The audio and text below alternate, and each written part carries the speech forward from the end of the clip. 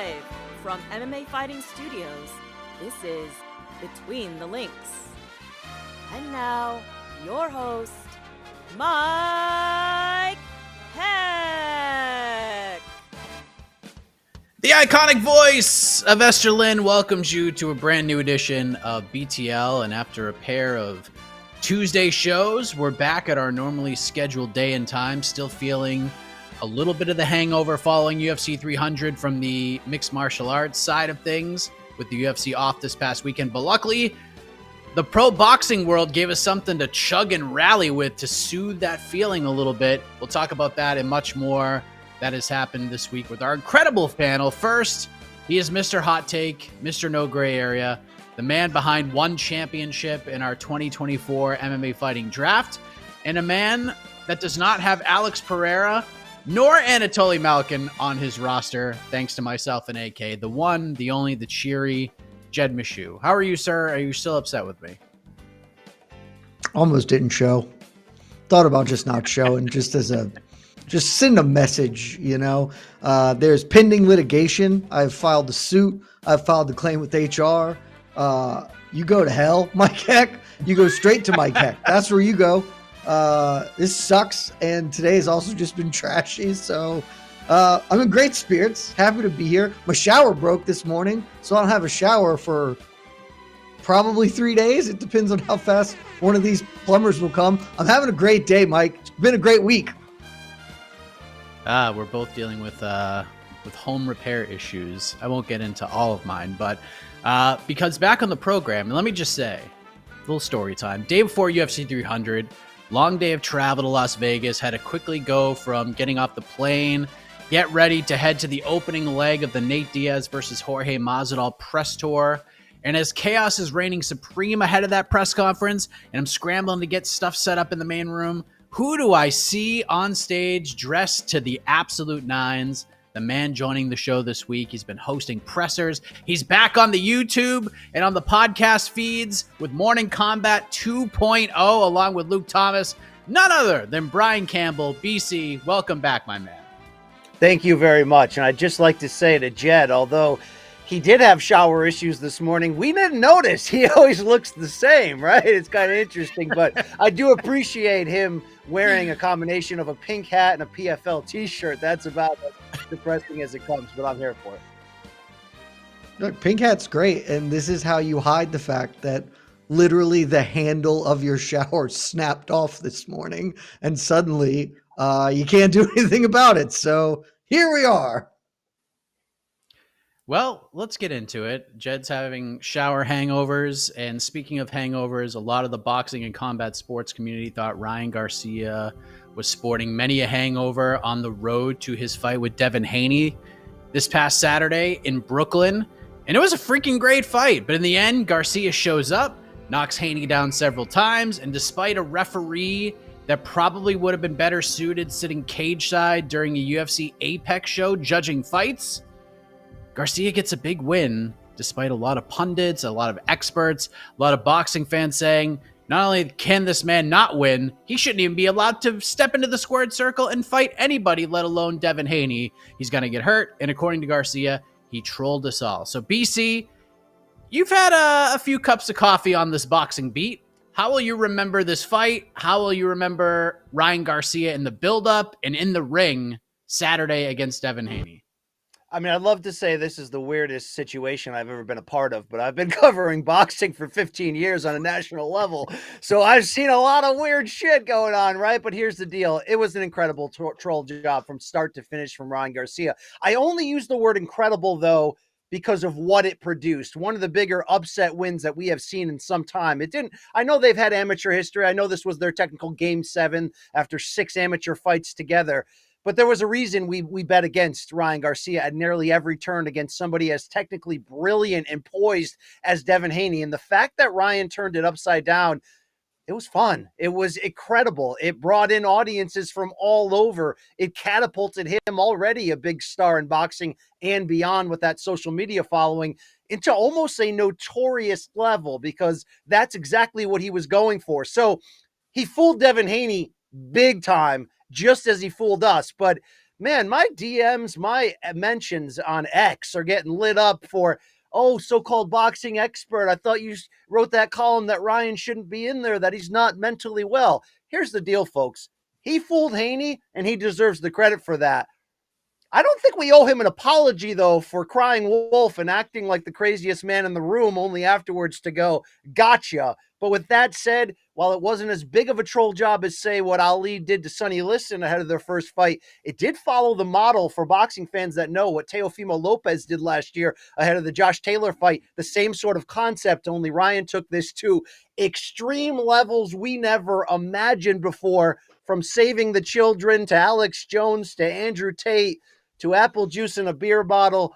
At the end of the day, it was cringe. It was weird, but it worked. And in boxing, where you are only as good, for better or worse, as your last performance, Ryan Garcia's last performance was great, and he will catapult himself into even bigger fights from here on out. Jed, I mean, look, we're MMAfighting.com, but we obviously will cover the big boxing fights, and you were obviously working on Saturday. What did you make of all this? Because, I mean, you were one of those people. Oh, you were not, but you watched. But you were one of those people. Nope, didn't watch. Checked it. You didn't even watch it? No, I was asleep, man. Because why was I going to watch? This was a non-fight. There was no reason to watch. And then I woke up slightly hungover at 4 a.m. and was like, hey, let me go check what round did Devin Haney win in. And it was like, actually, that's not at all what happened. You are mistaken. I went to MMAfighting.com. It's a terrific website. They got me up to date on everything that happened. And then I spent the next 48 hours getting kicked in the teeth on the internet for things I said prior to that fight. So it was a great start to the week, Mike. And my week has just continued to be excellent. It's really the story here for me. All right. So for those who don't know, what did you say? And after reading the iconic words on MMAfighting.com about how the fight played out, how do you react? How did you react to it all? I just said that this fight shouldn't happen, and anyone who's watching it for reasons other than their profession should be ashamed of themselves for tuning in. And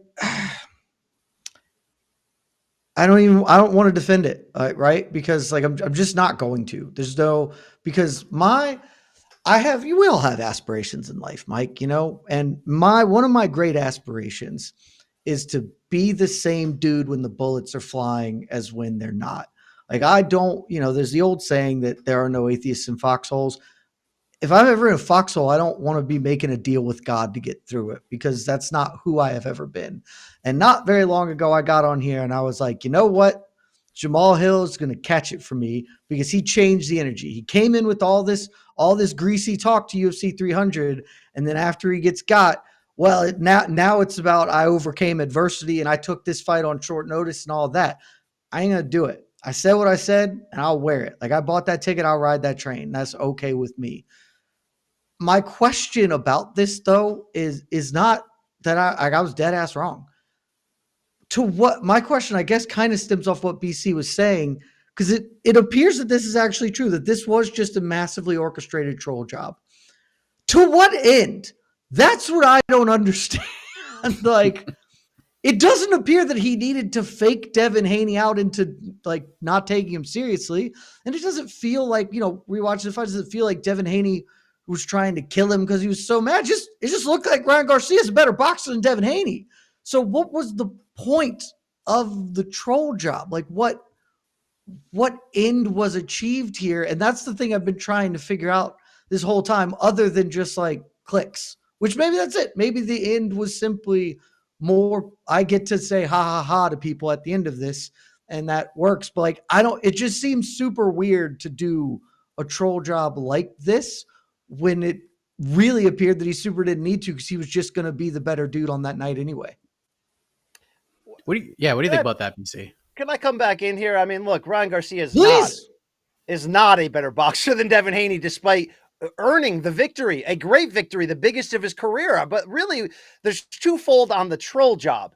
One was to literally troll Devin Haney into believing, like a lot of us in the media did, that Ryan was crazy, that he wasn't taking training seriously, and that this was not just a continuation of the negative things in recent years that seemed to tease the idea that Ryan Garcia might never fulfill his true promise in boxing. I didn't want to go to the level of what the critics say that, oh, he's just an Instagram fighter, just a model who loves attention and all that. We all knew he was better than that, but he hadn't put the whole game together before. So I do think he used the smokescreen of this very ambitious but absurd troll job to lower the defenses of Haney, to drive up the idea that this 8-1 favorite Haney, who really had no business losing that fight, if we're going to be honest and break it down from a boxing sense, to try to numb him a little bit to what was coming. Ryan took advantage of that, and he just barely pulled it off with that majority decision win. I say just barely only from a scoring standpoint. Obviously, he knocked down Haney 3 times, hurt him 2 others, so visually he fought the better fight. But Ryan Garcia also barely threw punches, kept his poise together, and that almost hurt him on the scorecards. That almost allowed Haney to sort of backdoor a potential draw or sneaky decision win. Now, it didn't happen, and Ryan gets credit for trolling Haney. But I don't know if I necessarily want to give him credit or support this idea that everything he did in the buildup to this fight was a troll job, because I think you have to actually be pretty damn crazy to act that crazy as aggressively as he did over that period of time. I think Ryan is actually showing us for the first time his real self underneath. The reason why I would write a column for CBS Sports saying, hey, promoters, hey, commissioners, hey, whoever, save this kid from himself, is because we haven't seen somebody act this wild and crazy since really second half Mike Tyson, who was legitimately wild and crazy in this sense. So good for Ryan that he did this, but there's a lot of troubling signs underneath in terms of, is this sustainable? I think ultimately what the troll job did was to weaken Haney's mind, but also to embolden Ryan, because we knew he had a chance against Tank Davis because of his athleticism, his power, his speed, and the fact that when you put them together, that is such a dangerous package that even Devin Haney, the great defensive wizard, had troubles picking up that left hook. But Ryan has never showed us that full package before. He had a history of not listening to trainers. He bounces around, new celebrity trainers every couple fights. His work ethic was questioned by Canelo Alvarez, which led to Ryan Garcia leaving that camp. This was the fight, though, to his credit, that he put the work ethic together. He listened to Coach Derek James, and we saw a hint of what it could actually be like if Ryan takes his incredible physical gifts and that amateur background that he has and actually applies it forward. So in that regard, Jed, I think the troll job was more to fire Ryan up and get him into this Game 7 murder mindset to bring out the best in him. And we've seen that before. Manny Pacquiao was a lot better, a lot more dangerous when he was slinging dice and drinking in the evenings and womanizing before he turned his life over with a religious turnaround and did that. I think Ryan, though, has to be careful, because we've seen it with John Jones in the past, who was barely able to hold a wild life outside of it together. I think Ryan is very much living a wild life. I think this is him, the real person. I think he just amped up the troll job in certain key areas. And is it sustainable to drink and smoke during camp and be with different women all around and be constantly filling the social webs with all these skits and bits? You're going to have to ask yourself that. The one thing I will say, though, credit to Ryan, monster victory. It really saved his career on the elite level. But can you do that again? Can you get yourself that fired up again? Can you come in that focused, and can you execute? Because the element of surprise got to Devin Haney with the only punch that he really couldn't pick up. Somebody who was faster than him with hand speed and had that perfect accuracy on that left hook. But what would happen in a rematch? What would happen against other elite fighters? Ryan still has more to teach us about who he really is as a boxer. Again, not taking away from that victory. But this is walking a tightrope if you're going to live your life that crazy and expect to put out the best performance in the ring each time. He hasn't proven yet that that's sustainable. I could buy that. Like you've sold me enough on that. Like I could buy that this was more for him. Although getting into the murder mindset, like I'm not sure that I buy that, but maybe I can believe that this is this gives him a back door. Right? Because of how the last, big fight of this nature went for him, and, saying I'm going to do it and can't. And when you fall short, this gives you the out in the same way that MMA fighters, if I dared to be great or I dared to be crazy, which is certainly a different tactic.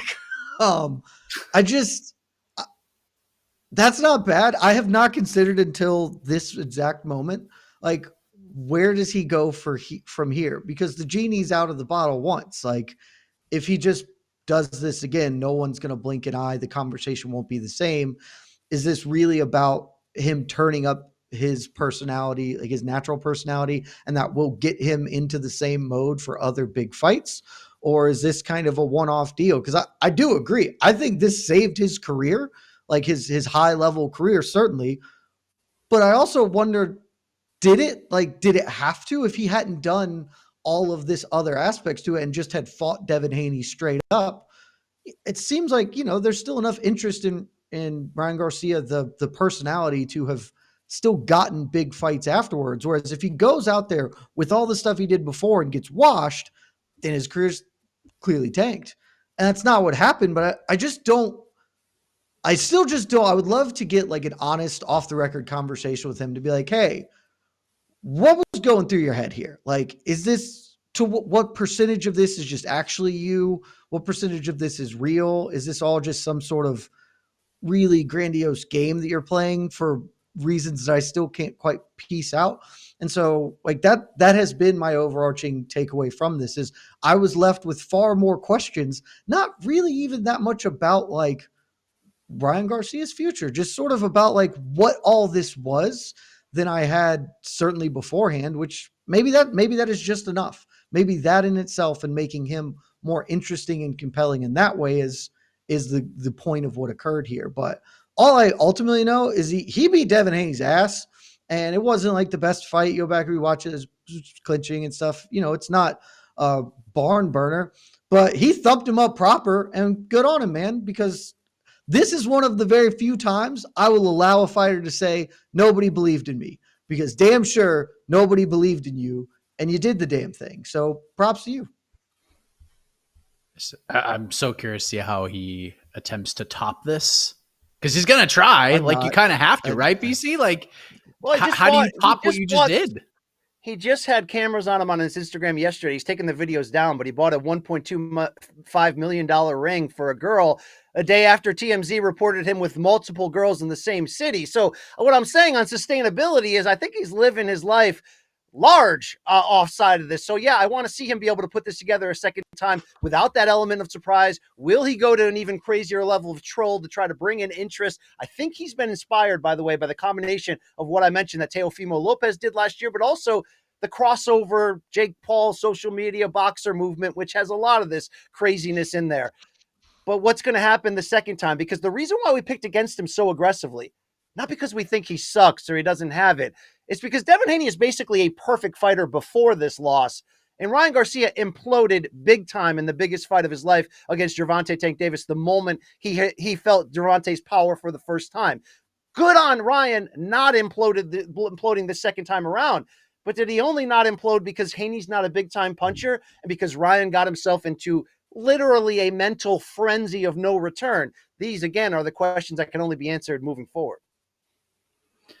So that sort of brings up some interesting things here, because as you would expect, BC, Devin Haney has come out and said, look, I lost, Ryan beat me, but I want a rematch because he missed weight and he feels like the weight issue was a big factor in the fight. And he wants to give fans a fair fight. Let me pull this up. Quote, with an agreed weight. And then good old Oscar De La Hoya chimes in on this, saying essentially what Apollo Creed said to Rocky Balboa at the end of Rocky 1.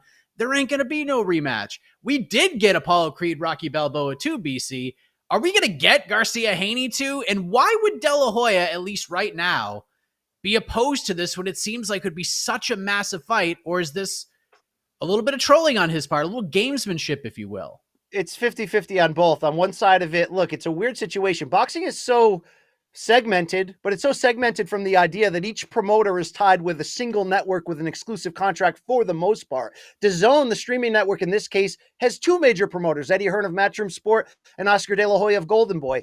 I do believe there's a deep jealousy within De La Hoya, who still, he may say ego is not my amigo at every turn when interviewed, but this guy's got a monster ego. We know that. I think there's a bit of jealousy in there at the fact that Eddie Hearn might be the DAZN featured promoter. He's in the pocket of Turkey Al-Sheikh. DAZN just streamed that big Terrence Crawford press conference yesterday. We all assume that super card, which is going to have PBC fighters, Golden Boy fighters from everywhere, are coming together in LA in August, and it's probably going to be an Eddie Hearn Matchroom Sport card. So I think that's part of it. The other side of it is the thing that Oscar is still really smart about is the actual level of promoting when it comes to when you have a big name and what moves to go next. Oscar says a lot of BS elsewhere, and you can put him down for many different reasons, but he understands the idea of the big fight that was his legacy for his career. That's why he was a first ballot Hall of Famer. Despite being a 5-division champion, he always wanted to make the biggest fights against the best for the most money. But I think when he looks at Ryan, was this a surprise to him that Ryan beat Haney? You're damn right it was. There was obviously this narrative that a lot of the media put in there, and I believed in it. The idea that maybe Golden Boy is cashing Ryan out in this big fight against Haney because they're not sure if he's ever going to put it together. Well, he put it back together. So now suddenly Oscar De La Hoya, who is the co-promoter of Jaime Munguia, by the way, going up on May 4th next week against his old fighter, Canelo Alvarez. So Golden Boy on a bit of a run here. I think when Oscar looks at the landscape, we may eventually one day see a Haney rematch, but I don't even think it's in his business interest to run Ryan back at that fight. Why? Because Haney's like 10 times a better boxer than Ryan. Ryan just had the one kryptonite, that speed and power advantage, and knew how to get it off around the guard of Haney to humble him. In a rematch, though, Oscar knows it would be different. I know it would be different. I'd love to see it. I'd love to see Ryan have a chance to prove me wrong a second time. But I think this victory for Ryan was so transformative financially. If he had been knocked out by Devin Haney, which a lot of us predicted, even though Haney's not a big puncher, I was starting to question if Ryan's going to go over into like crossover boxing against celebrities or something, because I questioned whether he really had it. Now, the world is his oyster. So I've already made the idea, how about 44-year-old Manny Pacquiao?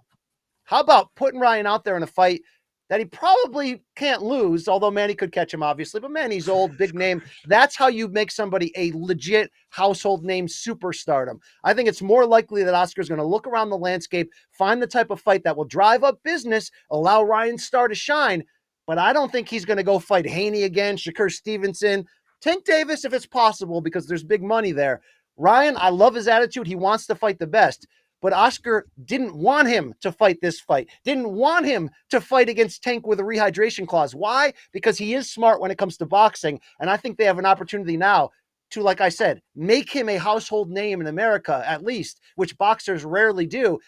It could be Manny Pacquiao. It could be another big name. But you run him back against Haney.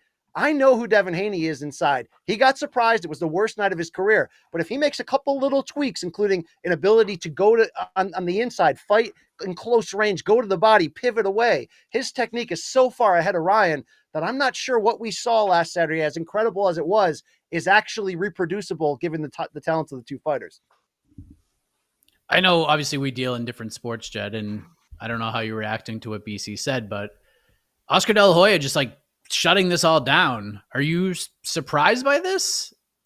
Really? Like, I mean, I know it's, again, different business model, multiple promoters. It's not like the UFC where, you know, Sean Strickland beats Israel Adesanya and, you know, we think it's funny at the time, but we understand that if those two guys ever run it back because of the story, there's, you know, maybe you don't want to see it, but it's still a big fight with those two personalities and the story attached to it. This is obviously different with Eddie Hearn and Oscar De La Hoya and all of that.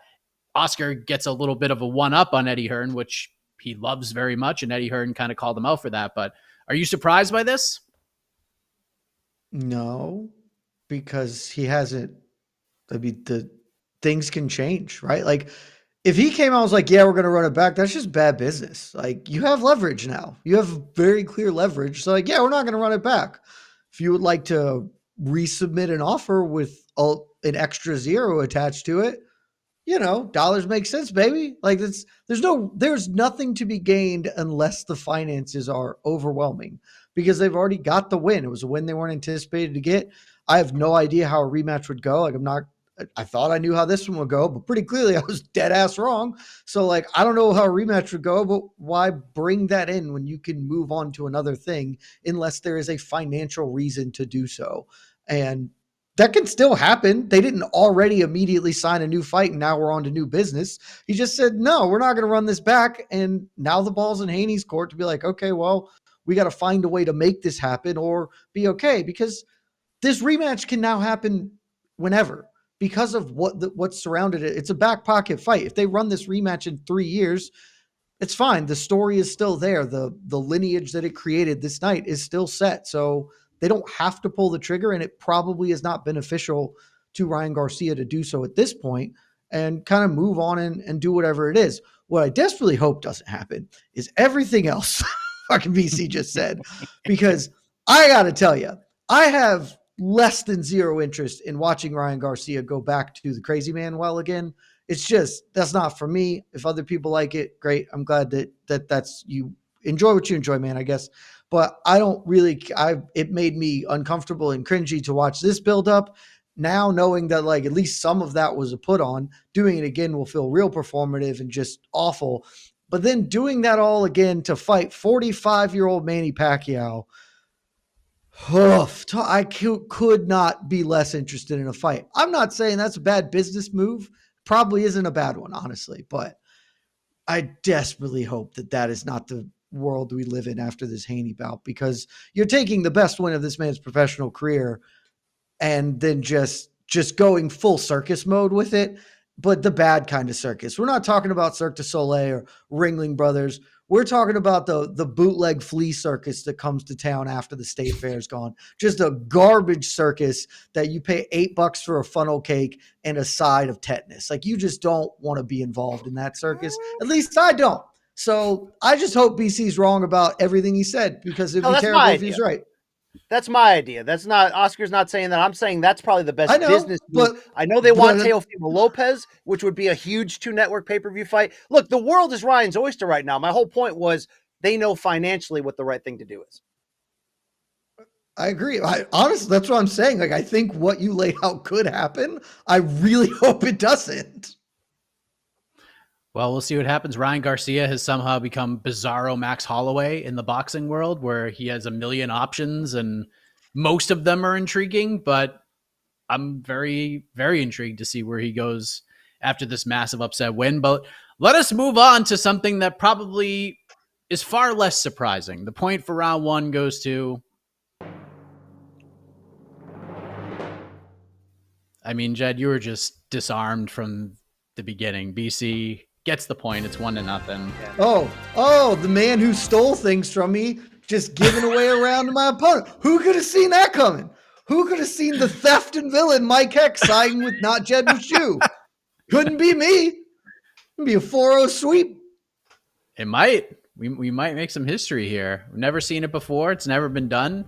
There's only pieces of Jed's soul left to take, and we might just take it on this Thursday afternoon here on BTL. But look, ladies and gentlemen, I was hoping that UFC 300 would be at this point, like, not put to bed, but would just become this incredible memory that MMA and UFC fans could just treasure for quite some time. Nothing but positivity, all of the good vibes. But Dana White had other plans. Much like he did during the post-COVID era and Fight Island, he takes a victory lap and does so at the expense of the MMA media and MMA YouTubers and MMA podcasters, and in a shocking development, even used our own Ariel Helwani, and we know how tight those two guys are. New York Rick was in the video, and another multi-time competitor on this program, and we'll get into that in a moment. But Jed, as someone who was with me saying that this is the best card on paper in UFC history, even though we didn't get a main event announcement that, quote, knocked our socks off and blew us away, like, you were so on top here. Like, everything went swimmingly, and then this video comes out, and I respect the hell out of a victory lap. But what was your reaction? Because this, to me, is just hilarious behavior. I'm going to zig here. Not like a big zig, but I'm just not going to dunk on Dana for this because I don't care. Like, it really just boils down simply to that. This is petty and childish and stupid, certainly. I honestly just feel bad for him. And, like, he doesn't need my pity. He got millions of dollars. He's doing fine. But, like, I am a petty man myself. I'm not here to say I am above pettiness. I am absolutely a petty man. Come from a long family of petty people. But, like, you know, that it's within reason, right? I don't wake up every day with a burning hatred for, like, life, because that kind of feels like in that moment, for your response to be that, to be the Schadenfreude, like fictionalized Schadenfreude, it's so around the bend. Like, that that is honestly like a tough way to wake up and that be the lens through which you approach life every day of everyone is against me and my billion-dollar entity. They are all my foes and enemies, and I shall defeat them. Like, that seems exhausting, man. And so, like, I think it was silly and dumb, and it was obviously a lot of it's taken out of context for several of the people, but, you know, whatever. If this is how you want to celebrate the greatest event of all time, cool. I would just say that I'm not saying even don't do it. Do it. If that makes you happy, do it. But also, like, that's a time to show respect for the people who did help make it happen. Not like the fanboys, but like to your employees, to the fighters. Like, that should be the message, a message of celebration at what we have accomplished through all of this. And thanks, because frankly, when you're the leader of any sort of a team and certainly of a big company, things like that matter. It matters to get an attaboy and a, hey, look, like here we're all pulling in the same direction and look at us. But there was no communal part of they all said we sucked. It was, they all said I couldn't do it. And look what I did. And it's just grandiose grandstanding for, an ego trip. And it's fine. I just don't care enough about it, but it would have been cooler if at least on top of that, there was some shout out to the people who did it, the arts department and the people who did we're going to bring back Gladiator Man. We're going to do all these creative developments that made the evening so special. Give them a shout out on top. If you must, dunk on people, dunk on them, but also let the people who helped you do the dunk get there, shout out your boys for the assist. Completely agree with that. Instead of like using those resources to like shout those people out, you decided to add more work to the social media production team to just find any clip at all of any negative connotation. Doesn't matter what the context was. Dude, to dunk on the media. Yeah. I work in this space. I didn't know half the people on that. And that I am not trying to throw shade at the people they included. But one, I will absolutely try to throw shade at Brendan Schaub. I will throw that shade all day. If you lead with him, that's ridiculous. But then like half the other dudes is like, I've never heard of you. Ouch. Well, one person we have heard of is to the right of our screen right here. Multiple time podcast award winner, multiple time appear on these Dana White videos. Like what was your reaction to this one? Because we've had multiple UFC 300 conversations on this program. Like, let's just put a bow on it here, BC. Like, when you saw this and you're like, oh, here I am again. Like, what are you thinking after this? It's not even about me, right? Or at Big Mac 45278 on Twitter, who also caught shade in here along with Brendan Schaub and Jed. Wow, if you wanted to hurt Brendan Schaub, congratulations. That's a low blow. But here's the deal. It's not about me. I dunk on people on my podcast. I dunk on people on this show when I appear. I can be dunked on too. But tell the truth, Dana. That's really my reaction to this. Like, what did I say for the final month and a half leading into 300? This card is so deep. I freaking love it. I can't wait. What did I say coming out of it? Oh my God, it reinvigorated my fan love for this game in such a pure way. We all said that. Guys, there's two reactions in this job when we have multiple days per week to fill podcasts or whatever we do, in terms of hot takes or reactions. Everybody reacts to a card on paper, and then we react to it afterwards. So just because a great card lives up to that and becomes a great card, you don't necessarily get a victory lap. There is an act like you belong there. But like Jed said, that card was so good. If you wanted to do a victory lap, that's fine. But at least go after the right people for saying the right things. What was the problem about the post-COVID video? Dana took all the hot takes that rightfully had attacked him months earlier when he was trying to go on Tachi Palace in California on Native American ground without state commission behind him, with the governor of California yelling at him to stop, and with him saying, I don't need anybody, I'll do it myself recklessly, which led to what? The governor of California calling Disney to tell him to stand down. So we were all justified in that. Once Dana got it together, what did I do? Every podcast, every column, I was suddenly like, you know what? Dana is the hero we need right now. He's doing it the right way. He's brave. The safety features are there. But, in almost like cosplay of a politician these days on constantly telling your own truth, and anyone else that disputes that is lying. That's exactly what that video was. And that's exactly what the second video was. They literally took all the reactions everybody had back in like January when UFC 300 was only 2 months away. I mean, I was on this show like twice giving you the same whining speeches of we're used to Brock Lesnar, Ronda Rousey, GSP, these type of UFC 100 or 200 main eventers, right? I mean, 200 was supposed to be Conor versus Nate 2. Then it was supposed to be John versus DC 2. And then we still got Anderson Silva on there and Brock Lesnar and whatever. You built those expectations. So when it was 2 months out, and we don't have a co-main event or a main event, and then shortly after there, you announce Yan Xiaonan against Weili Zhang and Jamal Hill against Alex Pereira. Again, like decent to great fights for any other pay-per-view, not 300. So we were actually justified in what we said back then.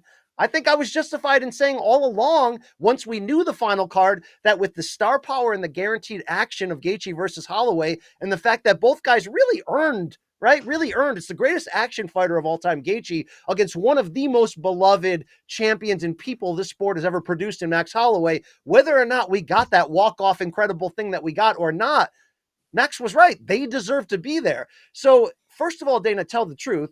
Dunk on me when I'm wrong, and I'm wrong a lot, dude. Really, have your people follow my shows on the regular. I'm wrong a lot on there.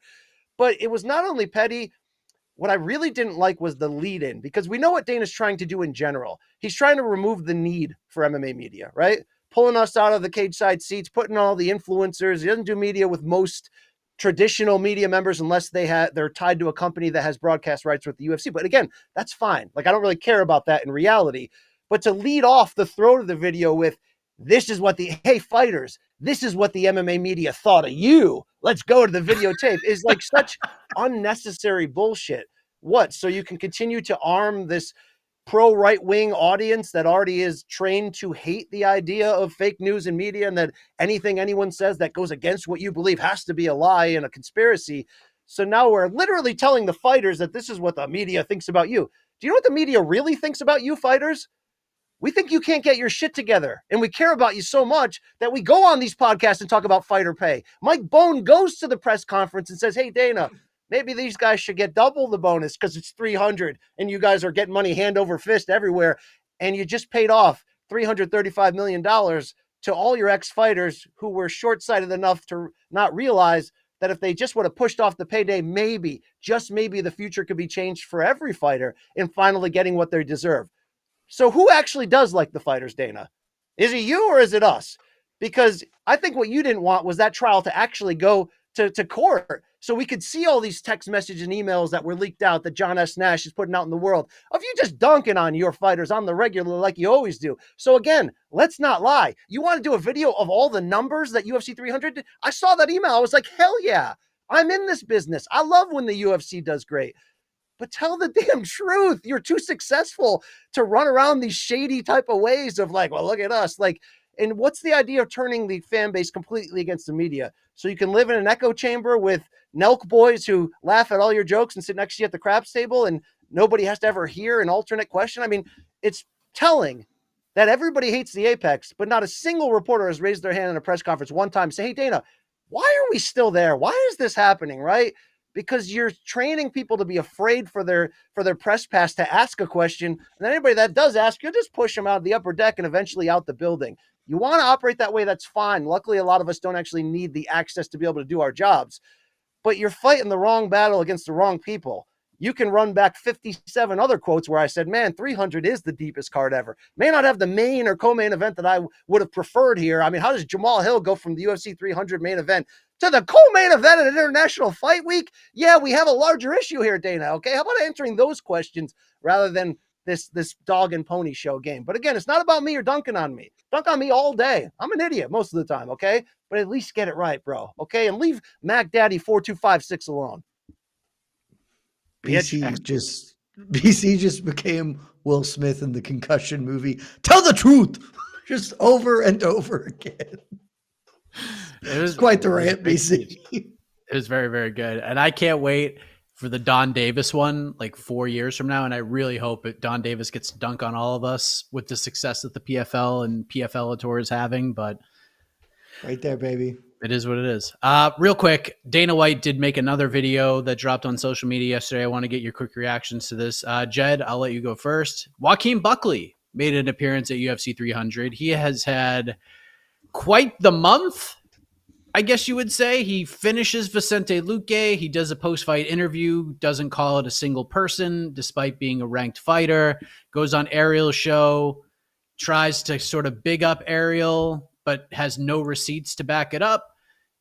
Shows up at the UFC 300 press conference, says, we love Derek Lewis, but he shouldn't be main eventing this card. He doesn't want to fight 5 rounds. I should be the main event of UFC St. Louis. And Dana White basically was like, get the hell out of here. Good night, everybody. But Joaquin Buckley will fight at UFC St. Louis. He's in the co-main event against Nursultan Rudzabayev, a 6'5" absolute killer who's dropping down to 170 on a freaking 10-fight winning streak. So your reaction to A, Joaquin Buckley getting on UFC St. Louis, and B, getting the co-main event spot against this absolute killer after beating Vicente Luque a month ago.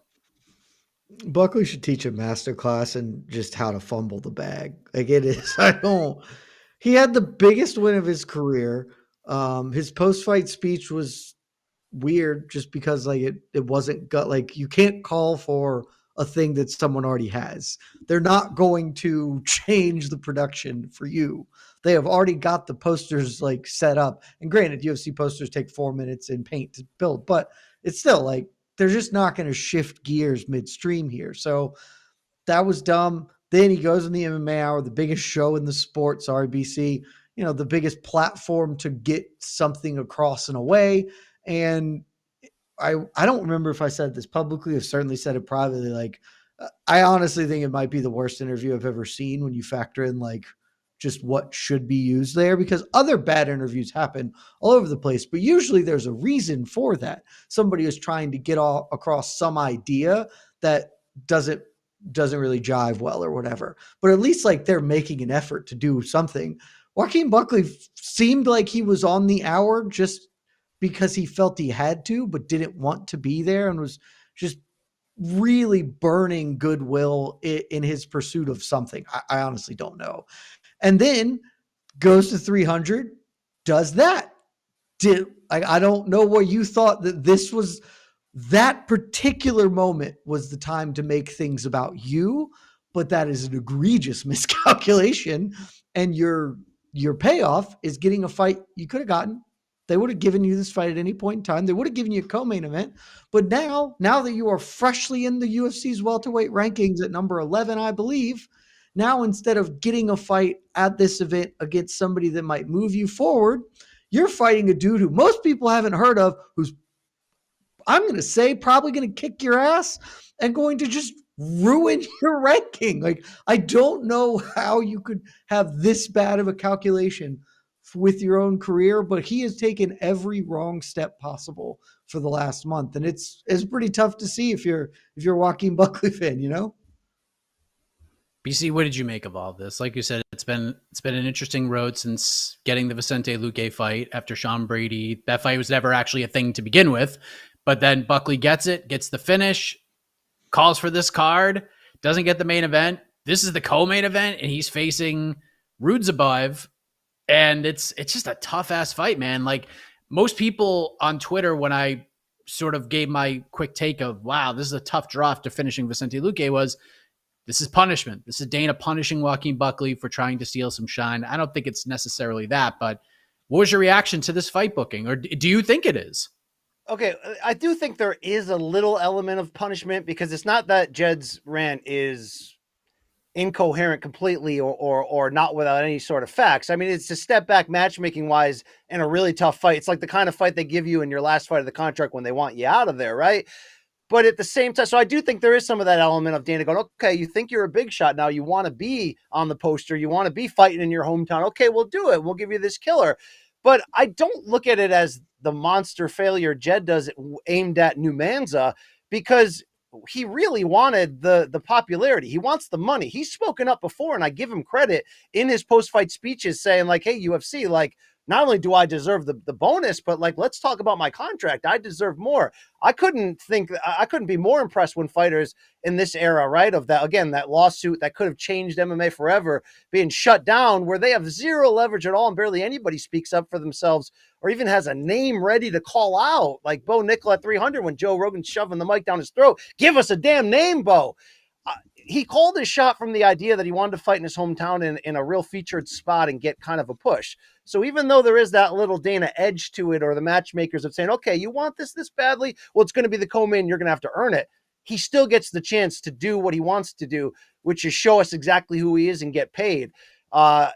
In some ways, you could say be careful what you ask for, but I also think he challenged the company. The company's challenging him back. And if he wins this, if he helps boost the ticket sales locally by being in the co-main in his hometown and can do that, that's where I think that big opportunity is going to come for him. So maybe there's a little feeling out and a little testing ground on the UFC side too, but I don't necessarily think that this is a horrible career move, because if he gets the job done, because here's the thing, if he really is as good as he's portraying lately in terms of, I want the opportunities, let's go, rank me, all this stuff, then you should beat this guy, really. So I think he's getting his opportunity to get exactly what he wants in the end, which is a push and some favor, but sometimes you got to earn it the hard way. So he's going to do that. Yeah, the risk reward here is just so, because the other part of this is, do we think Rusubev's making weight? Like, he's 6'5", man. He's fucking enormous.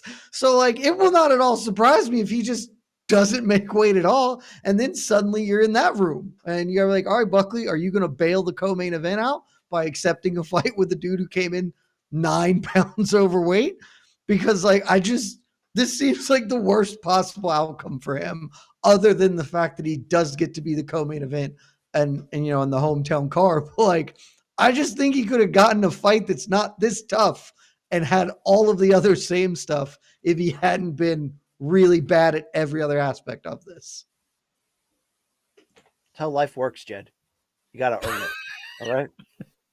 Okay, well, I'm just saying, when Rusabayev comes in 9 pounds over because he's gigantic and can't make welterweight physically, then it's going to be like, okay, well, I'm Joaquin Buckley, and I'm not going to take a fight with a dude who has a full weight class above me, which is fair. Like, I'm not saying he should take that fight, but then the UFC is going to hate him. Like, you just haven't optimized for your career, is what I'm saying. Why wouldn't they just do this at 185? What's the difference? Seriously, like, what is the difference? I assume it's because Rusabayev wants to, get a welterweight ranking. Because if he beats Buckley, he gets one now. Buckley's, almost a top 10 dude. Yeah, I mean, one of his teammates and buddies, there's in the same division, is going to be ranked higher than him. So it's not like him and Sean Brady are going to fight each other. Are they going to be like the new Aljo Marab, perhaps? Come on, Sean Brady's never fighting for a title. It's fine. I love Sean Brady. Don't get me wrong, but like, he's just going to be that dude. Wow. Rusabayev's 6'5". You know what? Numanza actually got the rant wrong when it came at Ariel. He should come on this show and come at Jed, right? That's what should happen. Honestly, that would make a lot more sense. Though this is the first time I've ever trashed Buckley, but like, there are a lot of fighters who have total cause to hate me, and I get that. Yeah. I mean, look, but if Buckley goes out there and just thumps up Rusabayev in a co-main event spot, which, by the way, there are still, for you St. Louis fans, plenty of tickets available for that May 11th show. I'm looking at it right now. I've seen maybe more blue and red in this map than I've seen from a UFC card in a very, very, very long time. So perhaps this is something to maybe generate some tickets. But I'll tell you what, man, Buckley goes out there and puts on a performance and actually does the thing, then this actually works out for him. If he calls for MVP in Manchester or something else and like does it right, then it's great. But if he loses, he is in deep shit. Like, he's in deep shit if he loses this fight. So gusto, sure, but he probably could have avoided this matchmaking. Out of all the names, I thought they could have put him in there. What's happening here, honestly? If you gave me 500 guesses, Nursultan Rusabayev would not have been one of them. It wouldn't have been. If you gave me 500, if you gave me $1 million, it's like Rusabayev's more likely to go to light heavy. He's a huge person. I don't think we're making enough about this. You know, the crazy thing is, though, this fight that we're talking about would probably be the best fight on Saturday's UFC card or UFC 301. So that's really saying something, you know? Hey, don't talk about my boy Vinny Siggs. Vincenzo Urseg is a hitter. I mean, So Dana, I might have to put out a video again at you after this matchmaking coming up. I mean, guys, really, Connor Coleman and the card below it is like, you know, when somebody doesn't flush in the urinal. You know what I mean? Well, listen, you're talking about UFC 303. We're talking about May 11th. Let's talk about Saturday, the night for kings, everybody. Let's not. A point for round 2 goes to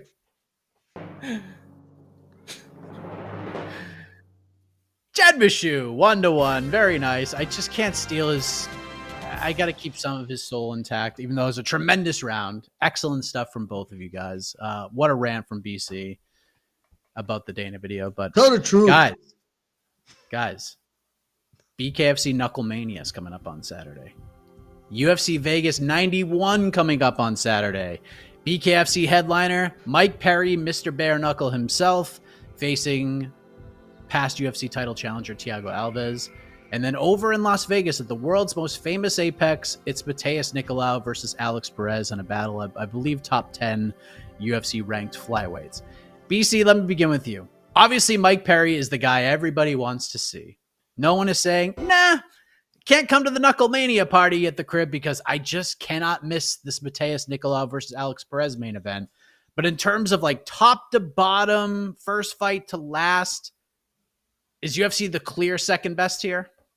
Clear second best. And that, I don't even think that matters if you like BKFC at all. And it took me a while to get in on it. You know, I'm not fully in, meaning I love the pageantry. I love the ridiculousness. I don't fully love the actual combat. It's probably my least favorite. Actually, sorry. I like it more than jiu-jitsu tournaments, definitely. But you know, short of that, not necessarily my cup of tea, but Mike Perry is a legitimate pay-per-view star right now. I want to see him in fights against like 50 people in 5 different disciplines, including in the street. But it's not just one fight. I mean, Knucklemania, when they roll out that name, it typically is one of their, to quote Scott Coker, tentpole events, one of their big ones. And this one has a fair mix of ridiculousness up and down that I wouldn't kick out of the bed. I mean, do you want to see Todd Duffee against Big Ben Rothwell? Like, yeah, I kind of do. Do you want to see Let Me Bang Julian Lane? Yeah, I do. How about Lorenzo Hunt at like 45 trying to become a 3-division simultaneous BKFC champion? Like, again, this is kind of pretty weird shit, but I'm into it. In this fight night card, not that I necessarily believe that they need to follow UFC 300 with the greatest fight night card we ever saw. No. I mean, you know, in WWE, this would be called Pay Backlash, right? The first pay-per-view after WrestleMania always blows. Oh, wait, that's 301. That's coming up in a while. But this fight night card, I mean, it really blows. Like, the main event obviously is a very good fight fan fight. It matters in the division. I like the matchup. I'd also like the matchup if it was the 4th fight of the night, like, to be fair, right? Or if it was the featured preliminary bout. But, like, we've been ranking lately. What's the worst fight night main event of all time? Is it Calvillo versus or Derek Lewis against Shamab Abdur-Rahimov or Hakim, and then, or is it Derek Lewis against that other guy no one's ever heard of coming up? Well, that's a debate for another day.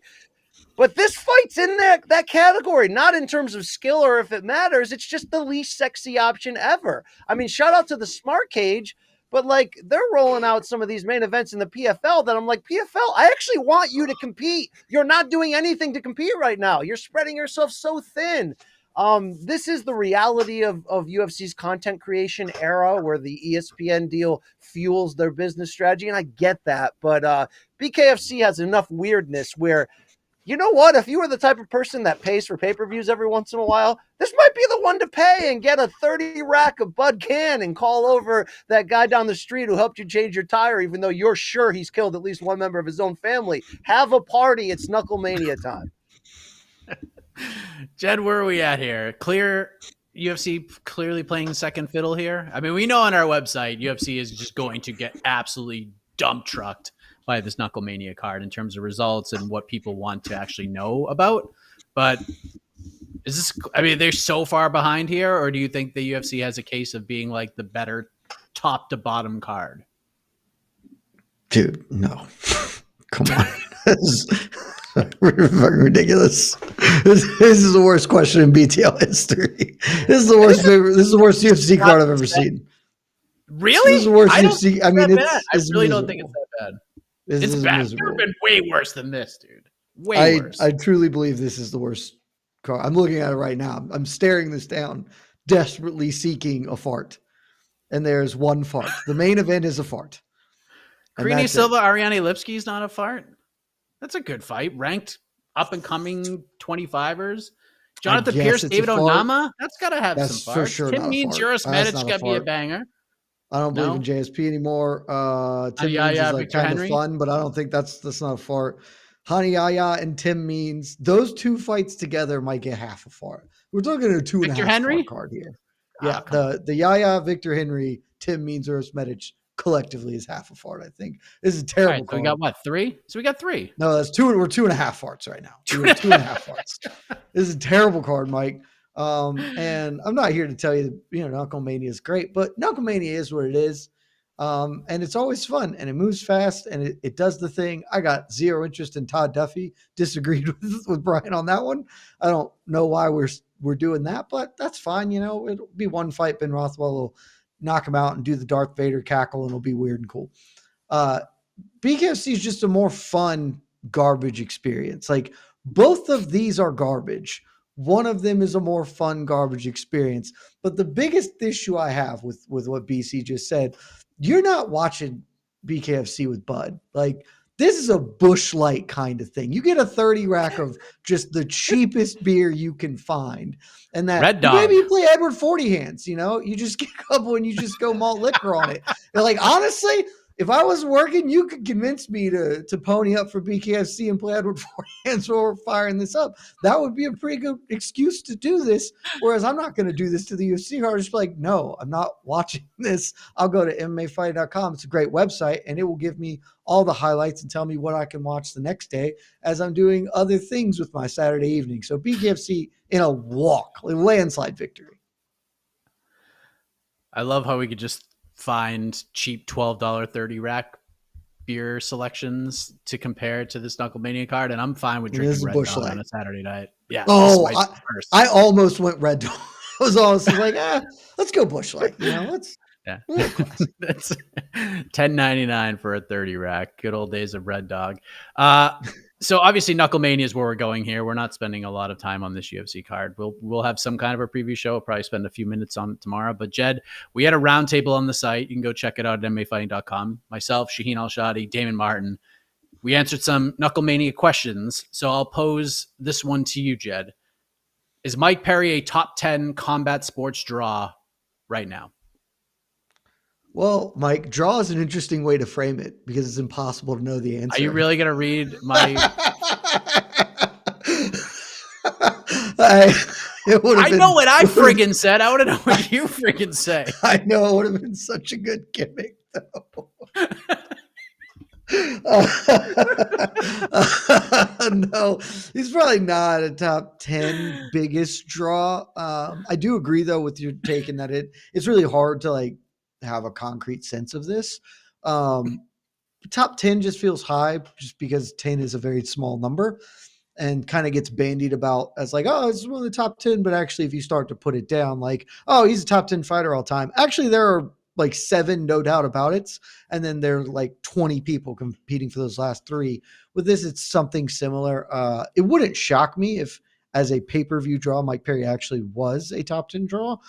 I think that's probably a little high. I think he's certainly top 20. There's not that much competing, specifically in MMA and BKFC. If you're talking boxing, then no, he's very clearly outside of the 10.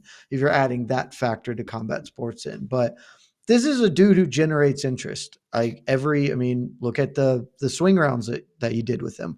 This is a guy who gets people invested in one way or another, and that is why BKFC has hitched their wagon to him functionally. And it's why I think Knucklemania is probably going to be very successful this weekend, because when he fights, people do tune in. People are interested to see kind of what happens, and he always delivers a good product. So, he's not Conor McGregor. He's not Israel Adesanya. He's not Alex Pereira. He's not that kind of draw, but tier level down, that kind of B tier level draw, I think he's absolutely there. So not top 10, top 20, I think is certain. Do you agree with that, BC, or do you rate him a little bit higher? I know No, I Damon rate him said higher. I mean, unequivocally. you got to back it up with numbers, and he's never going to do, like Jed said, Canelo numbers or even in the more elite UFC machine with a big star in the main event type of numbers. But he's a consistent, compelling dude in so many categories. And now you mix in this turn in BKFC where he's not only figured out the best sport of the three for him, where he's actually in his physical and mental prime and doing the best work of his career, but like the fights are exciting as shit. I mean, he went in there against Luke Rockhold. It was so much bigger. And BKFC has that UFC 1 feel still to it. Not just the rawness, if to make that comparison, but in UFC early days, obviously, like we had no idea how these fights were going to go. Like eventually we all figured out that Royce has this weird secret that no one can figure out. And that was what it was. But like, you don't really know if he's going to win these. And when he does, I mean, the MVP fight was like 6 rounds of craziness. And I was thinking about this when I was interviewing Mike Perry this week on Morning Kombat, another, as Jed would say, fantastic award-winning show that almost just died, but we resuscitated it. But, I was asking Mike Perry about Ryan Garcia's recent troll job and if he respected it or what he thought about it. And Mike had a very colorful response. But I was thinking, I shouldn't be this sort of negative against what Ryan is doing because, historically, I love crazy people in the fight game. I love Ricardo Mayorga, Mike Tyson, whether it was young crazy Mike or ridiculous second half of his career crazy Mike. And, I love Mike Perry. Mike Perry might actually be the best in combat sports right now at bringing the absolute batshit crazy realness of his real personality and the life experience he's had to take it to this point with an actual comedic mind and good timing and can execute a well done, skit where you're never really sure. I think Rolly Romero in boxing is the genius artistic maestro of the moment when it comes to that same thing. And every time I mention his name, people laugh me off of the program. But I think he knows what's going on up here. So does Mike. It just so happens that the fights now in this discipline are all ridiculously violent on top of that. And I think we are all like really happy for him, almost in a Mike Tyson type way, that Mike is getting paid well, that he seems to be really happy. I don't know if you see, he's got the full black beard, perfect. I mean, etching. I mean, he looks like $1 million right now. He's happy. He's got kids. You see them, doing the gender reveal. And we got the birthday party going on the Instagram. Like, we thought he might be dead right now, but Mike has kind of become this almost, crazy man that's kind of made good. And that's fun to see. And even though Thiago Alves is an interesting opponent, I think it'll be a war, but it isn't to the level of the interest of his most recent opponents. I do wonder, where does he go from here? Not just in BKFC, but the idea that he's a player in the crossover Jake Paul type of boxing bubble. He's a player in real boxing if he wanted to do some type of ambitious thing. He's had pro bouts before. I don't expect him to be great. And obviously the idea that what if UFC brought him back and put him in like a BMF fight? He's building his brand. He's doing what Cody Rhodes did, leaving WWE and going to, on the indies and then AEW. It's really almost that same thing. So you have to cheer for it. And that leads into, you have to watch it because who does he call out next?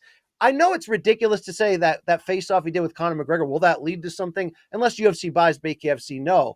But the fact that even happened and that got us all that excited and that Conor would even show up there and be willing to do that. Yeah, Mike Perry's made it. He's turned this shit around. He's a working class hero now. I love the man. He's threatened to kill me a couple times. I'm not joking, all right? He has. We've made up, though, right? But he's a hot firecracker, a wild card. And he's got a chance right now to legitimately get himself into a ridiculously big fight. I want to see him get there. Let's do it. Hey, UFC. Like, I know, again, I can't complain here. 300 was great, but what the hell are you doing? Do you have meetings where you go, you know what? We have so much goodwill right now. Let's just shit in a bag and sell it. They won't know. They won't realize it, right? Come on. Why am I the only one that says that out loud anymore? Boy, I'm the only one that shows up in his videos. That's probably why. Yeah, all right. That's good. I don't know why you'd want to ruin Mike Perry by bringing him back to why do you want bad things to happen to Mike Perry by bringing him back to the UFC? Like, he's doing great. Right. He's in the perfect spot. We're having fun with him. Let's let him do that. We don't need to bring him back for a BMF fight. It's completely unnecessary. He's got his own BMF belt. It's called bare knuckle. It's no belt. He's just doing it. It's fine.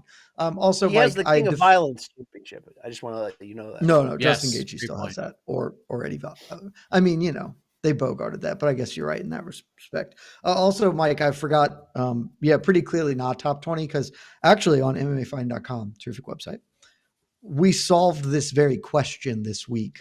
When you were a villainous hag who stole shit from me, Mike Perry was drafted 19th overall, so he is the 19th biggest draw in the sport per our scientific methodology for the 2024 MMA draft.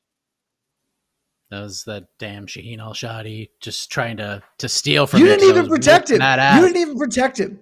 Because I didn't think anyone would take him. He doesn't make sense anywhere else. You discredited him. You didn't believe in Mike Perry.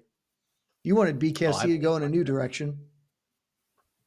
Listen, we get Alex Pereira, so I think we're okay. But BC, you bring up an interesting thing about Mike Perry in this story and how big of a draw he is, because he's had tremendous B-sides along the way. Like, he's been the A-side with MVP and Luke Rockhold, even Eddie Alvarez, but those are tremendous B-sides. And Thiago Alves, to your point, known commodity amongst the MMA community, hasn't fought in BKFC or the bare knuckle space in quite some time. He's holding out for some money, and he's going to get a big payday. But if Mike Perry does do Mike Perry things on Saturday, if you have the mighty pencil, if you're in the BKFC matchmaking war room meeting on Tuesday, who are you suggesting here? What do you want to see? Mike Perry versus fill in the blank. Like, realistically. That's the thing. It's a perfect question, and I want to play that game. And he, on the record, has said he has 3 names that he is going to consider calling out when he wins on Saturday. He said 2 are people he's already talked about. 1, he says, is such a wild card that he thinks people will just go insane when they hear it. So it's like, I think Jake Paul's too big, right? He seems too big for him for that to really make a ton of sense. I don't really know what it is. I mean, could you imagine if, would you be down for him boxing GSP? Not that I think George is into that, but like, what about something wild and crazy like that? I don't really know. That's why I know you crept on the UFC idea. I think he would get paid, obviously his best UFC payment to date. And I think he would want that feeling of coming back home and making good, and UFC going, oh yeah, you did do it. You did go make something of yourself. So I think the biggest prize for him in a lot of ways actually is that, especially if they brought him in as like the BK. Imagine if they were just like, yeah, F it, let's go him against Gaethje next. Like, you know what I mean? Like something crazy like that. I don't know who the perfect BKFC opponent is though, because he has run through names. Conor's not going to jump over there. And I did talk to Nate Diaz on the Baddest tour, who was asked questions like this from the media on that tour. And also behind the scenes, I heard, we were all sort of throwing it around. He doesn't seem to like the bare knuckle thing. But him against Nate Diaz would be something really interesting in that specific discipline. Maybe Nate feels like he has too many options in quote unquote, realistic ones. Obviously, he's got that lottery ticket of the Conor trilogy, whether or not this Jorge boxing match matters or not to anybody. So, so I have a non-answer. I don't have an answer, but I want to hear who he's going to call out because, like I said, I don't think you can create a name as a potential opponent and pick the discipline and not go, all right, maybe I wouldn't pay $60 for that, but I'm going to see that. I got to see that. That's where Mike is. You got to see him. You got to freaking see him. Remember, it was like 2 years ago, he was knocking old dudes out in bars, and now he's like Ward Cleaver. This is fantastic. I love this sport. It's crazy. It's just so crazy. Like 3 years ago, 4 years ago, I'm on a virtual media day with him and before his Mickey Gall fight, and he told me to go fuck myself in front of everybody. And then 4 years later, we're playing 9 holes of golf together in sunny Florida. I mean, just what a change. But Jed, what are we doing? Until he finds out you let him go from BKFC, he's going to be mad at you again now. No, but I already worked out a co-promotional deal with Shaheen, so he'll still be fighting for us, and he's going to make a whole. He's gonna be with the co-leader, Jed. Just think of the notoriety he's going to gain fighting for the co-leader. But Jed, we're not here to talk about that. Mike Perry in BKFC, he goes out there and if he busts up Thiago Alves, yeah, he's going to call some names out, but who would you throw him in there with, realistically? There are 2 answers. One of them is BKFC, and one of them is probably not, though perhaps BKFC. I think the most obvious answer, the answer that is the most likely to happen, right, is Darren Till. Like that fight has been bandied about a bunch. Seems like there's been sort of a slow building momentum for it for the past 2 years almost. And I think that's the most likely scenario. He gets a win. BKFC can do Darren Till and make that happen without any other party involved. The moonshot, again, BC is, I don't know what he's on today, but he's trying to do a lot of awful things. Like, I don't want to see him box GSP. That sounds like the exact inverse of interesting to me. Nate Diaz is just, I gotta say, it's not doing it for me. But you were so close, because Nate Diaz ain't it, but a man Nate Diaz is about to box has his own bare knuckle experience, has his own bare knuckle promotion, and would make all the sense in the world to do. So after Jorge Masvidal and Nate Diaz settle up however they're going to do it, I don't know if it's boxing. I don't know if that's just because I know that Jorge has been granted permission to box by the UFC. I don't know if they would be cool with him doing bare knuckle boxing, but he can co-promote it. BKFC and Game Bred Bare Knuckle can co-promote, because this is a man who grew up fighting bare knuckle. There's no aversions to that in the same way Nate has. And, I think you'd be like, yeah, I'm a former BMF champion. Mike Perry's the violence king or whatever his title is thing. Like, that makes all the sense in the world, especially because after Nate, I don't think Masvidal has a lot of options. There is the hope of a Jake Paul boxing match, but I'm not sure that's going to come to fruition for him. And so I think doing bare knuckle against Mike Perry, if that is something that he is allowed to do by the UFC, I think that is a really good plan B if you can't, for whatever reason, make the Darren Till thing happen. And honestly, might just be a better plan A than Darren Till.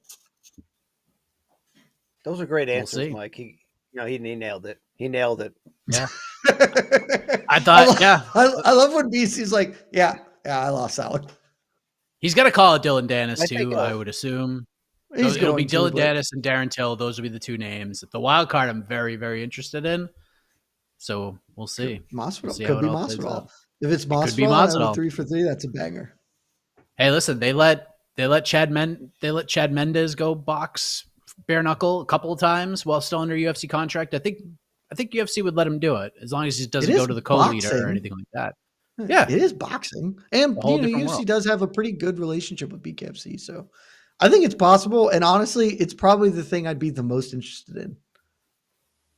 Yeah, will Masvidal take that? I mean, be huge. Would love to see it, but Masvidal, if it happens, I need Masvidal to rock the jorts like he did in the Boatyard, though. Like, I need him to bring back that and the ponytail. Just bring back the whole look. Get back to your roots, Jorge. Shave the beard or no beard? He's had the beard for so long. I know. Yeah. Well, but yeah, I mean, if you could go no beard and just go full look, that would be the vibe. That'd be wild. He's going to be busy, though. June 1st, he's got something coming up, and we're going to talk about that in a matter of seconds. The point for round 3 goes to... I mean, BC already forfeited the point, so there you go. 2-1. 2-1. Jed tapped in for bogey, and BC shot a 9 on the hole and just kind of gave it up. He was like, "Here, you can just have this I don't know about a 9 over there. 9 feels like a lot, but yeah, it sounds like I made par at least, right? Yeah. All right. Well, as we were just talking about, Jorge Masvidal, very busy man. Nate Diaz, very busy man, because they're going to be fighting each other June 1st in Los Angeles, part of the Fan Mio event. We saw a couple other fights announced. Chris Avila versus Anthony Pettis also taking place on that card, and I'm sure there'll be more added to the fray as well. But that is also the same day as UFC 302. When we first talked about this idea, we were wondering, how will this compete? Why did they choose this date? And do they need to just pray the greatest prayer that Leon Edwards versus Bilal Muhammad has announced the main event over Islam Makhachev versus Dustin Poirier? Their prayers were unanswered because they're getting Islam Makhachev versus Dustin Poirier.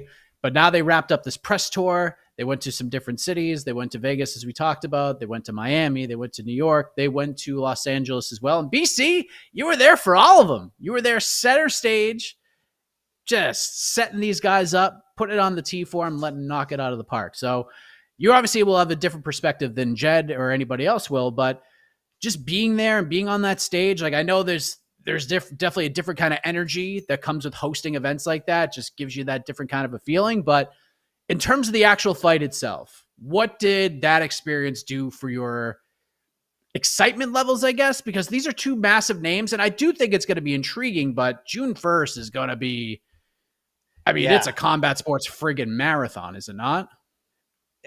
You just nailed like the position you're in as a fan to this fight and this tour, and it was a lot of fun. It was all so crazy and weird, and they're not the greatest trash talkers when not provoked, and I was kind of trying to get them to provoke a little bit more, but I really like the fight. I mean, like from the idea that it's an attraction. It's a little bizarre, and I love old guy fights. I love the idea of like, okay, we have seen them fight in MMA. There is a bit of a unfinished business storyline there to some degree.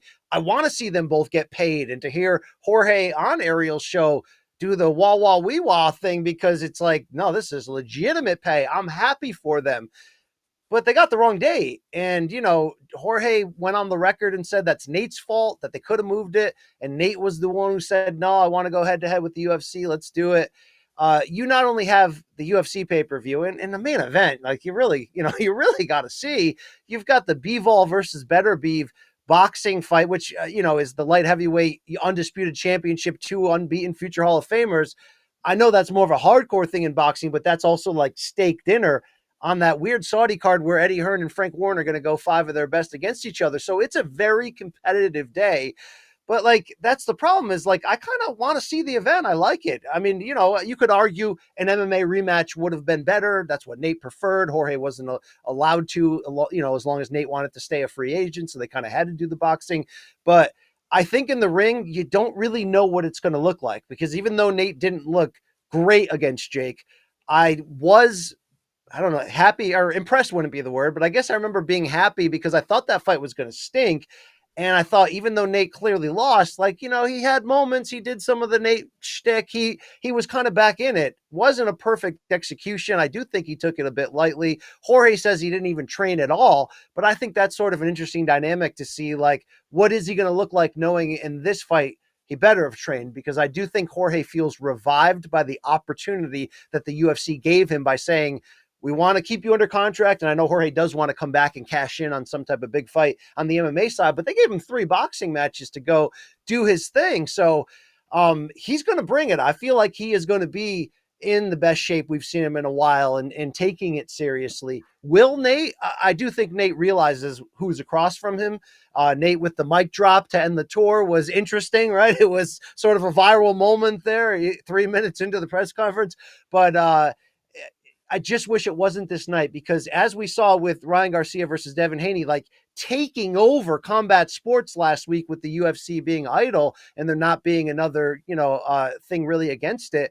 I would like to see a fight like this, just like Mike Perry this Saturday, right? He's going up against a UFC fight night, but like, he does have a chance legitimately for people to go with discerning combat income to really pick their flavor here. I wish that this baddest tour last man standing was going to be a thing where more eyeballs can get on it for these 2 fighters. And yeah, I wish they talked a little trash and, stirred it up a little bit more, but that's more how I get down. I ate in a gas station literally up to the point of non-alcoholic fatty liver disease. So again, I'm not the best advocate for MMA or myself for the most part, but back to you guys. All right. Yeah. Jed, we covered all of those press tours, all the stops, different things happened, different things were said, or even not said. Has your interest levels risen at all for this fight? And I know the date's going to be tough, and they kind of unfortunately shot themselves in the foot just for booking this date in general, so it's probably going to hurt them in the long run. But as somebody who could just watch this fight, are you intrigued by it? No, I have no interest in this fight. It'll happen. We'll cover it. I'll probably end up watching it because I guess I will have to. I might not, just because there are so many other things going on. I don't know. I wasn't particularly interested in the first fight, other than the fact that the UFC was doing something cool, even if what they were doing was stealing a fighter's idea. It was still like something interesting in that. But the fight itself, I didn't have a ton of interest in. And I don't know why I would have more interest in them doing this several years later. Both men clearly out of their best years in a sport that's not their primary one. Like, I also, in case anyone was taking a poll, would not be super interested in watching Nate Diaz versus Jorge Masvidal in a game of badminton. Like, I might watch it if there was nothing else happening, but this is not my cup of tea. If it's yours, that's great. I think that this is going to do really poorly. And the only part of this that has really interested me, other than watching BC do a phenomenal job trying to drag interesting things out of Nate Diaz, who by all accounts looked like he just didn't want to be there. The only interesting part of this is Masvidal coming on the MMA Hour after and being like, yeah, Nate just didn't want to move the date. We didn't have to fight on June 1, and we're going head-to-head with the UFC pay-per-view, and we argued that is a very stupid idea, not to mention the Bivol Beterbiev thing. Like, we said that this was dumb, but Nate was like, nope, it's this date or we're not doing it. And that just seems real weird, like very, very odd to me that he is only interested in fighting here, to the point that it almost does seem like he wants to do it intentionally. But I don't know. That's bad for business. Going to be fewer people with eyeballs on it just because of the other competing stuff, and because it's by far the least compelling of all these fights. If there is a big population of people who have been in a coma for the last 4 years, then this fight is going to sell gangbusters if they are all coming out of that coma in the end of May. But if not, then this is probably going to be the third most viewed item of that day in combat sports. And that's a tough place to be if you're trying to sell pay-per-views. It's probably still got to do better than 301, if we're being honest. Shout out Vinny Siggs. But 301 is going to do just the rock bottom of numbers.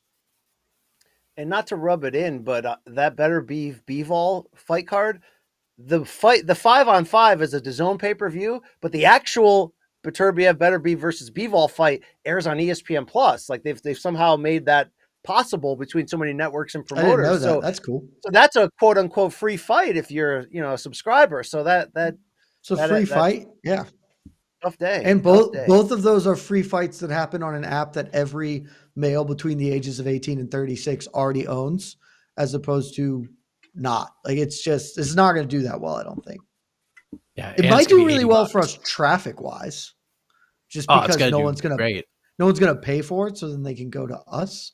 But I would genuinely love for Nate Diaz to explain why it had to be June 1, because that seems like the silliest thing. Pick it like a week before or after, and you're not competing with anything meaningful. Like, I don't understand that aspect of this. Yeah, a week before, it would have been Memorial Day weekend, so obviously still could have done really well. Yeah, you could have done it on freaking Sunday. And it's what people do Memorial Day weekend? Like, a lot of older people go with their families. A lot of young dudes go like to the beach or whatever with a bunch of friends, and they could buy that pay-per-view and get hammered drunk and watch it. Like, I don't know. It just seems like the worst weekend you could ever chose. Do you guys play touch butt in the park on that description of that afternoon? Because that sounds like pretty fun, touch butt at the beach, not the park. But yeah, Oh, sorry. Yes. Yeah, the park threw me off there. But listen, it's going to happen June 1st, and we're going to cover it at MMAfighting.com. And who knows, during the watch, might have a double watch party. We might be watching UFC and that fight at the same time. So either way, we're going to let you know what happens. But I'm going to let you know what happens with the fourth round of regulation here. Point for round 4 goes to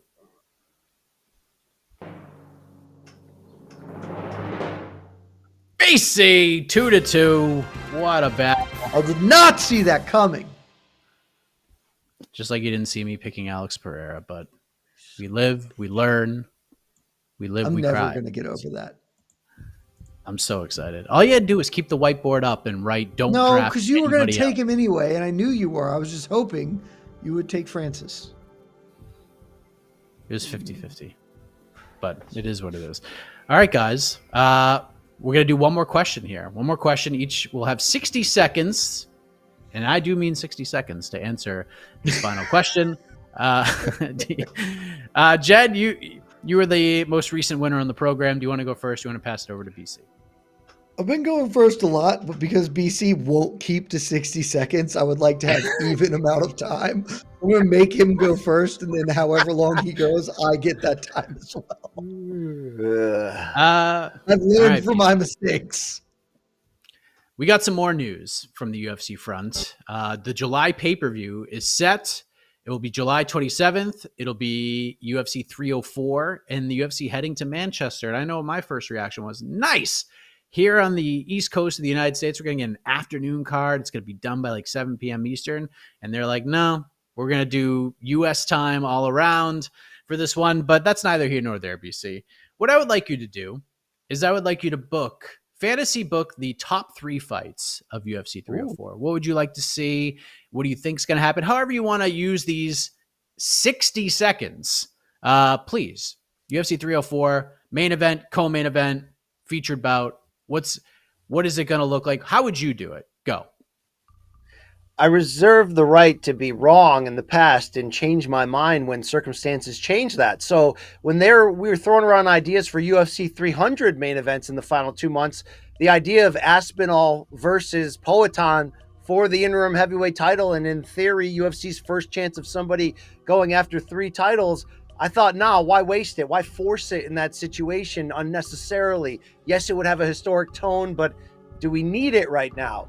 Well, Poatan just went out there again at 300 and did the damn thing again in the most savage and entertaining and brilliant way possible, and then threw out that heavyweight idea. And I know he's recovering from an injury and is going to need a little bit of time, but they didn't allow him, or maybe he wasn't healthy enough to turn it around quick and come back at 301 in Brazil. But I say you give him that chance now, because he might be this most special, unique resume and performer we've seen in a while. And then you go Leon versus Bilal in the co-main, and then I already had another one ready in the chamber for the third fight. Yeah, just roll Patty out there again against anybody. All right, there you go. All right, there you go. Against some Brit, it's probably, yeah. All right, Jed. I mean, this is actually pretty brilliant. By the way, hold on. Go back to BC real quick. Is that a Chad Gable towel on your chair or shirt? That's incredible. Yes, it American Alpha. Yeah. An incredible Absolutely tag team, right, by the way. Yeah. Legend. Also, why do you have a 1917 poster? Well, it's not just that. The Great Web Screen, one of our listeners, put my face atop of it because that's one of my 3 favorite movies of all time. You know what I mean? It's a cinematic masterpiece. It's a great film. I enjoyed the film a great deal. Fair. And Jed, really navigating the fan vote. Navigating co-workership with Luke Thomas is a lot like the plot line of 1917. Sometimes I feel like I'm a man alone on an impossible mission, but I will land this plane, Sully. With 0 cuts. Yes. Just one long take. Jed, I mean, you got to take some notes from BC here. How would you do this? What do you think would be the best layout for UFC 304? And you can be as selfish as you want about this. Go. Well, this is pretty easy. He was correct. BC was actually, you could start the timer at some point if you want. BC was correct in that you do just roll Patty out there. Patty is your feature bout because the arena will be rocking because it's Patty, and you want to get that energy up, particularly because you know where we're going with this. But you do Patty, and you could go Renato Moicano, but I'm going to give Bobby Green the Patty fight after 300, that call out. I think there's momentum there. That fight is fun. It's interesting. They'll be wild on the mic. That's your feature fight. Your co-main event is Tom Aspinall. He doesn't get top billing because it's only an interim, even though he's the real champion. And you just run Curtis Blades too. Cyril Gahn, reports are out there. He is turning down fighting in Manchester because he does not want that particular smoke. So you do the Curtis Blades rematch. And then your main event, Leon Edwards is getting the call. He gets the opportunity to do it. He's going to put his welterweight belt on the line. And people may not like it, and I understand why not. But it's Shavkat Rakhmonov. Screw Bilal Muhammad. I don't remember his name at all. He's been whining a bunch, and he's gotten nowhere. And I want Shavkat, who's the best welterweight in the world, to get that belt.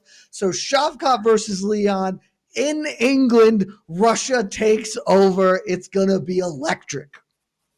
Wow. Can you imagine the reaction if that's what Dana comes up with? Main event for Manchester is Leon Edwards versus Shavkat Rakhmonov. Oh my God! I'll tell you what. Incredible. I'll throw Bilal a bone. Bilal can be the backup fighter, the primary backup fighter, but also on the main card, he fights Michael Venom Page for another title, another title eliminator bout. So boom, Bob's your uncle. I've done it. 304 is booked. Wow. he could be living in a world where Vinny Siggs is a UFC champion and still not have a title fight, even booked. You can't. Here's the issue with doing Bilal and versus Leon. Like, it's just not going to be fun.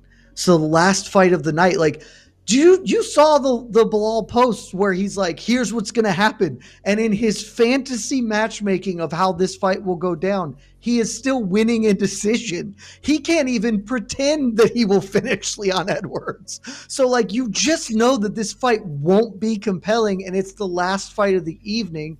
You can't end a pay-per-view like that. But if you put Shavkat, who's never not finished somebody, it's going to be electric. It's got to go with the thing that sells. Jose Young's chiming in. Man, God, that would be, I don't want to say hilarious if they announced that over Bilal, because, like, I just want to see him get his day in court. He's so funny. funny. Even if it is at 7 a.m. Manchester time, by the time that fight will come to an end. Even my dog would rather see Shavkat Rakhmonov at this point. But yes, vote, please. BC, go ahead.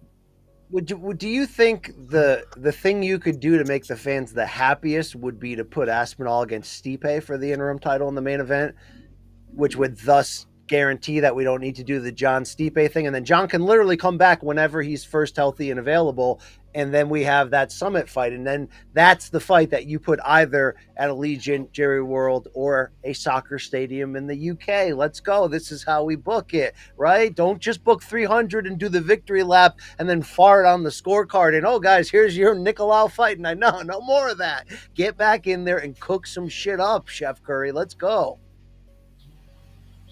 If Stipe would sign to that, that would be a great idea. It would be. We'll see how it plays out.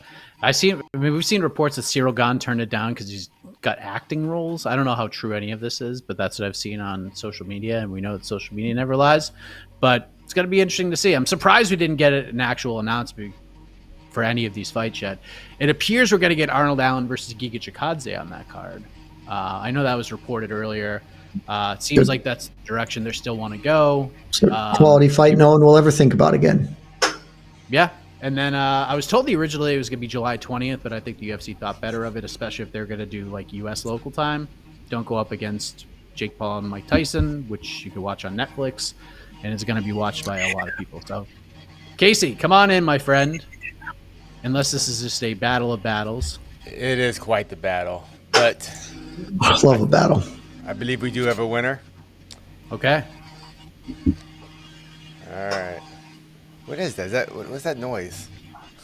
Oh, it's either Mike's dog or it's the lawnmower outside of my house. It's the lawnmower. Okay. It's definitely not my dog. It's definitely not my dog. Your winner today with 53% of the votes. Ooh. It was a close one. 52%. Oh, we haven't even closed it yet. Jed Meshew. Oh, wow, I did not see that coming. Wow. I genuinely did not see that coming. I don't have anything to say. I was just like, usually I'd be like, yeah, BC, congratulations. It was one of our, oh my God. It was one of our closest votes ever. One of our closest votes this ever. Was a spirited battle, and I kind of don't want to. I can't believe it. But Jed, are you going to cannonball somewhere in your place of residence here? Do you have a kiddie pool all set up? I don't. I currently have a shower/tub that doesn't work.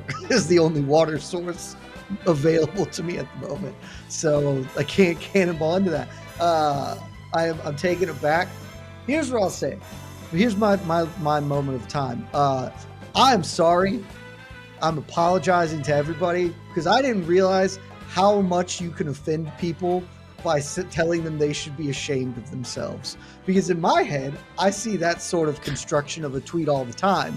And when someone does it, I just think, okay, whatever, and I move on.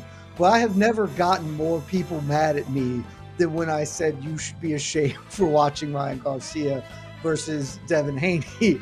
It is easily the most people have not just dunked on me for being a bad take, but been like, you're an awful person and I hate you. So I'm sorry that telling you to feel shame is like a really big issue for a lot of people. Now I know. We'll keep my generic tweak instructions to something a little more basic than personal assaults on your humanity, I guess. So my bad. My cold takes were exposed, and BC, it's a pleasure as always. Yes, you overcame adversity. You took this matchup on short notice, and you got it done, Jed. I did not. I did not overcome adversity. BC. I did not dare to be great. BC, final thoughts. Agreed. Completely agreed. Thank you, BC, for always showing up and doing the damn thing. Casey, Mike, hit the music.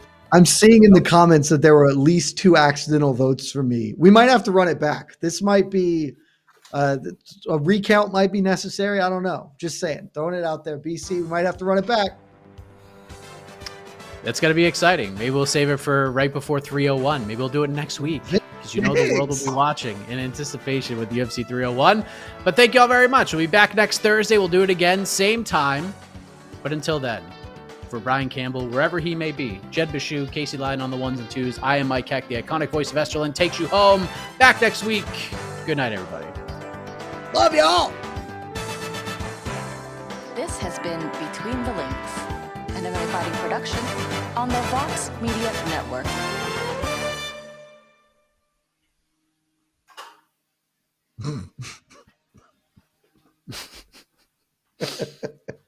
That's so good.